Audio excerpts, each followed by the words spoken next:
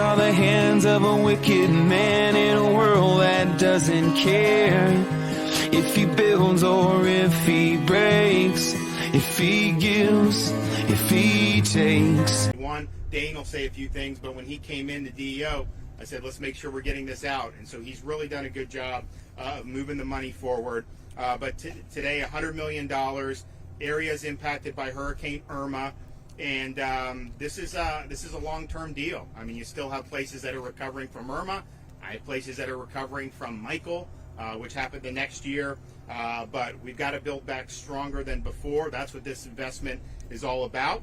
And as you look through the rest of the state in terms of how some of these resources are going to go, the funding will cover everything from road elevations to canal improvements to new stormwater and wastewater systems and everything in between. So controlling water has been a challenge that Florida's faced throughout the entire history of the state, and it's one that we will continue to face, but it's one that we're going to have to deal with head on. And we're also working on other things apart from Rebuild Florida and apart from some of the federal dollars that we're getting, where the state can also play a even stronger role. So we feel excited to be able to do it. We feel excited to be able to help out the good folks of Monroe County. I mean, Monroe County, when that hit Cudjoe Key, I mean, that was probably the most significant impact that happened for Hurricane Irma. And so the folks here are very resilient. They understand, unfortunately, these storms are part of life.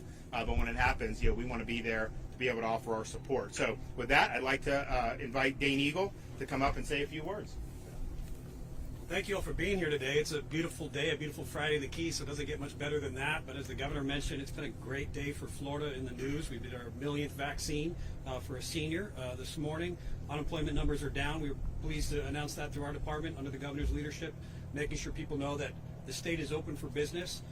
Certainly we're concerned about health and safety, which is why the vaccines have been a priority, but we're getting people back to work and back in the workforce.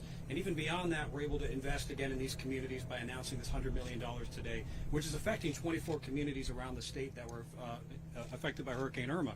First and foremost, the Florida Keys, where it hit first. So as the governor mentioned, $16 million is going to be spent in Monroe County, just over $1 million right here in this neighborhood. And these are long-term funds. This is a long-term recovery program administered by HUD. If you think about after a hurricane hits, first and foremost, you'd hope that private insurance kicks in, then private funding, maybe loans, SBD loans, then FEMA would step in, and then long-term is these funds of last resort, and that's why we're stepping in now. We have 6 years to administer those funds. The funds were given to us in late 2019. Here we are in early 2021, almost 5 years early. So as the governor said, when I started in September and was honored to do so, his challenge with me was get this money into the communities as fast as possible. These are taxpayer dollars. It does no good sitting in government coffers. Get them back into the communities where they're going to assist the residents. So very happy to make this announcement today. We're going to be working very closely with your local leaders to make sure that it's administered quickly and effectively, and that people can be more resilient for future storms. Thank you for the opportunity today. Great. Okay. Yes, sir.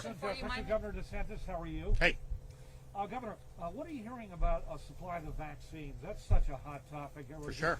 What about supply? What are you hearing about supply? So for next week, we're basically getting no additional than what we got this. So we got 266,000. These are the lies of a bitter heart that we may never understand. They'll promise the world, but they will only take it all away again.